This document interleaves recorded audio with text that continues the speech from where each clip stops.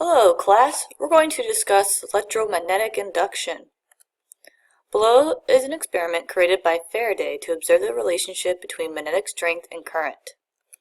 What he discovered is that when you change the magnetic strength, current is produced. In the experiment below, Faraday only observed current measurements right at the instant the switch closed and opened. Below shows how a wire can produce current just by changing the magnetic field strength through moving the bar magnet up and down. The space of the blue arrows represent the strength of the magnetic field. The closer the arrows are together, the stronger the magnetic field. In Figure A, the magnetic strength is increasing and a current measurement is observed. And Figure B shows the magnetic field strength decreasing and a current measurement is still observed. Figure C, the magnetic field strength is constant and no current reading is measured. Another factor that produces current, other than changing the magnetic strength, is changing the area of the loop or coil. If the loop size increases or decreases, current will be produced. We call the combination of magnetic field strength and area flux.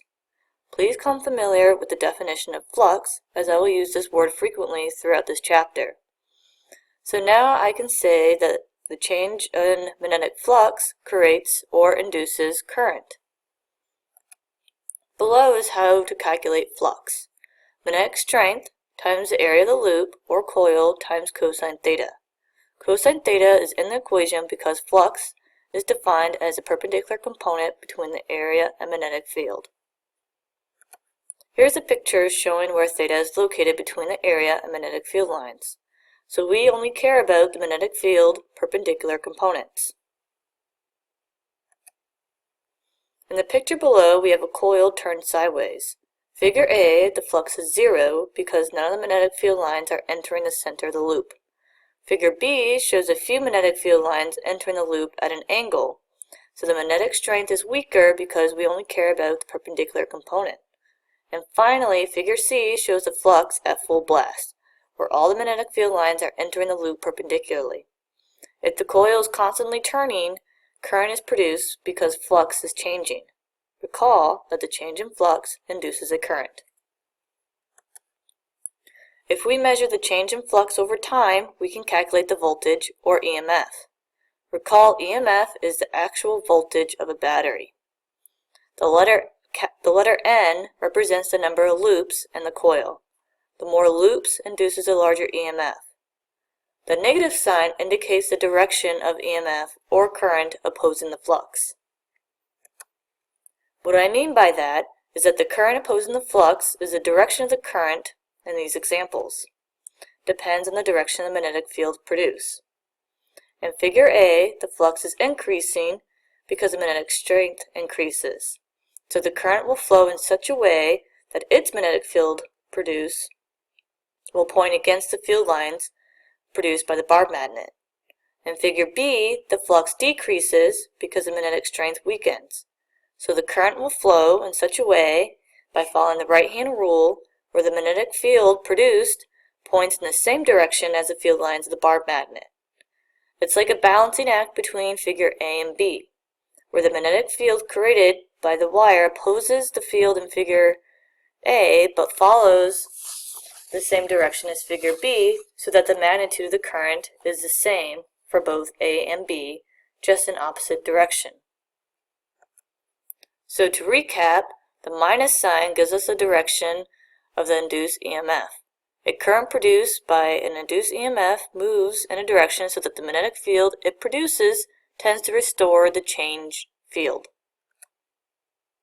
This figure shows the area changing, which means the flux is changing and the current and EMF is induced. In class, I proved that the EMF equals BLV. The magnetic strength times the length of the bar times the speed of the bar, because the change in area equals the length of the bar times the change in width. And the change in width can be rewritten as a product of velocity and change in time. In this figure, we only have the metal bar, which is a conductor moving through the magnetic field. Because electrons can easily move in a conductor, the electrons follow the right-hand rule and move up to one end of the bar, leaving the top of the bar negative and the bottom positive. And this creates a potential difference, meaning voltage. The same effect can happen to airplanes flying because the Earth produces its own magnetic field, and the airplane is one big conductor moving fast through the Earth's magnetic field.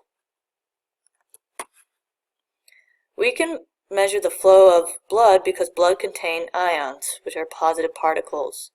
These ions flow through the magnetic field, which are forced upward into the metal plate because of the right-hand rule.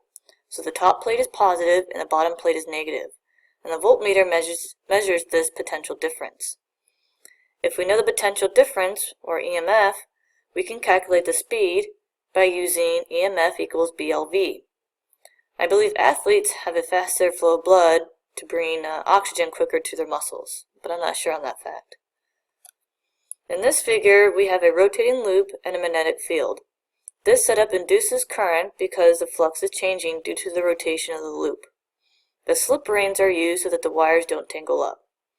Now recall that as the flux increases, the current will flow in one direction, and as the flux decreases, the current will switch direction. This is known as alternating current, meaning the current switches direction back and forth.